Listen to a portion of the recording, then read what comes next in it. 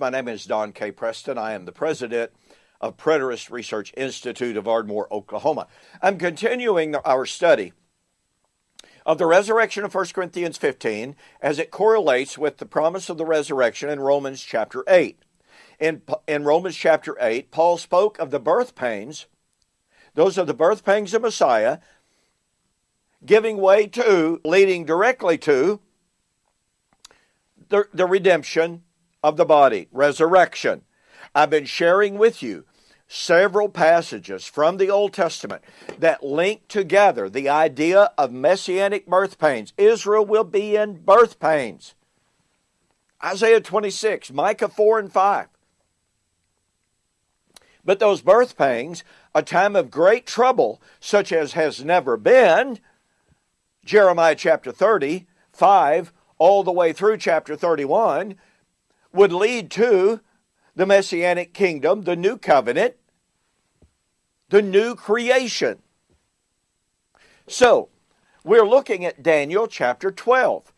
Daniel chapter 12 is one of the most explicit predictions of the resurrection to be found anywhere in the Old Testament. Matter of fact, many scholars believe that it is the very first. I'm not agreeing with that, by the way. I'm just simply sharing that some scholars believe that Daniel chapter 12 is honestly the very first prediction of resurrection to be found in the Old Testament. It's certainly the clearest. The question is, what's the nature of that resurrection? For our purposes, we are examining the connection between the great tribulation of Daniel chapter 12, verse 1. At that time, there shall be great tribulation such as never been since there was a nation. And many of those who sleep in of the dust of the earth shall arise. I shared with you in yesterday's video how some are attempting to insert a 2,200 year, 2,500 year so far gap in the period at the end of verse 1 and the prediction of the resurrection of verse 2.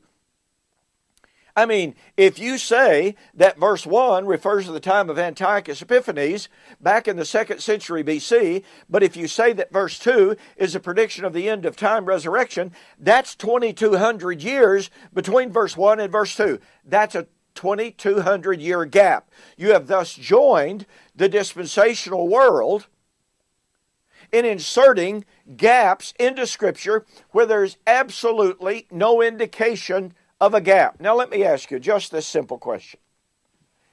If you're reading Daniel chapter 12, verse 1 and following, would you understand textually that there's a 2,200 year gap, interval between verse 1 and 2? How would you prove that? Well, the way that modern advocates of the resurrection go, well, we know that verse 2 didn't happen.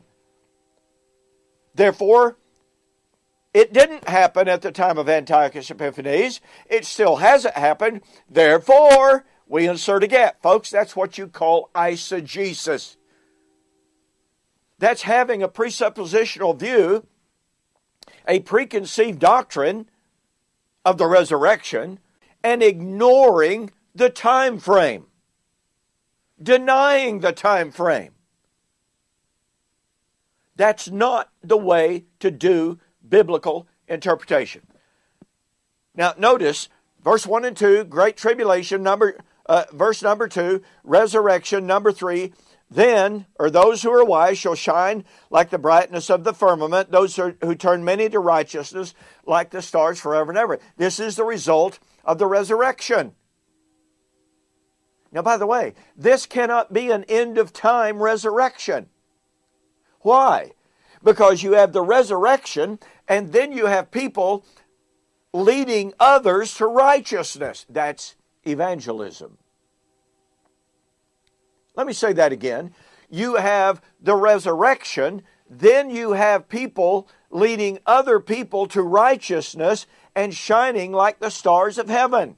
In other words, those who lead others to righteousness shine like the stars of heaven.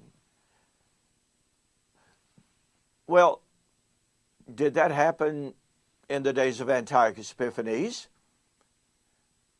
you've got to make verse 2 and 3 go together. So you have the resurrection, then you have those who are righteous leading others to righteousness, shining like the stars. Did that happen in the days of Antiochus Epiphanes? Well, we're told no, the resurrection still hasn't happened. Okay, then question. After the resurrection, at the so-called end of the current Christian age, is there evangelism after the coming of the Lord, the judgment and resurrection? Because that's what verse 3 demands. So, are you going to insert a 2,200-year gap between verse 1 and verse 3? Are you going to say that verse 1 is the time of Antiochus Epiphanes, verse 3 is the time of Antiochus Epiphanes, verse 2 is the end of time? Folks, again, where's the textual, contextual justification for that? Where's the grammatical indication of that? You do have the conjoining conjunctions here. You do have the grammar that, taken on the normal reading of the text, these verses are joined. And verse 4 says, "But you, Daniel, shut up the words, sealed the book until the time of the end. Many shall run to and fro, and knowledge shall increase."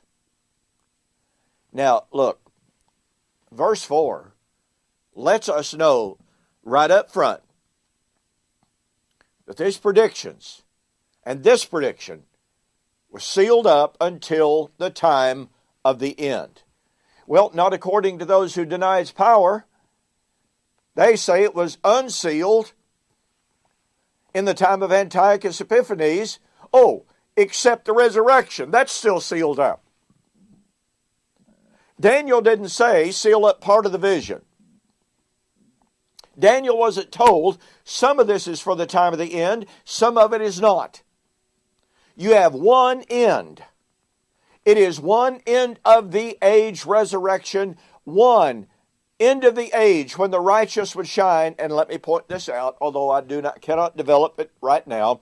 It's in my book, The Resurrection of Daniel 12, verse 2, Fulfilled or Future. Jesus himself applied Daniel chapter 12, verse 3 to the end of the age that was coming. That was still future to him.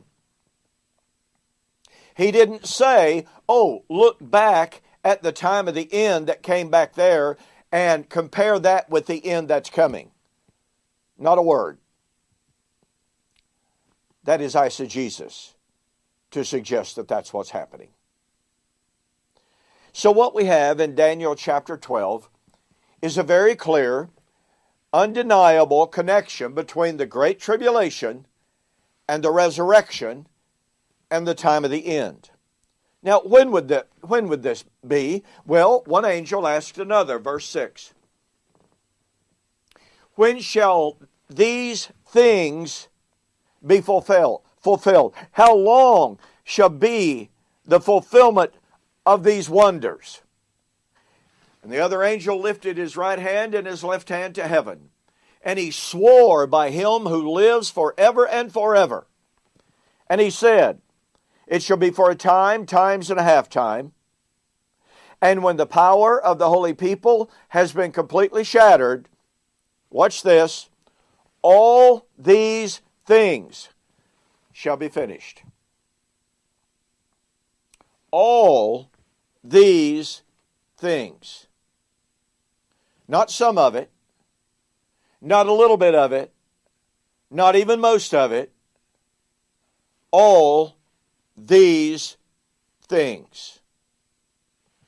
Anytime you have people saying, oh, well, yeah, verse 1 is part of the all these things, but verse 2 and verse 3 is not. Or these things refers to verse 1, but not verse 2 and 3. Or verse 1 and verse 3, it refers to those things, but not verse 2. That is a violation of the text. When shall these things be? These things all of these things would be fulfilled when the power of the holy people was completely shattered. Folks, words couldn't be any clearer.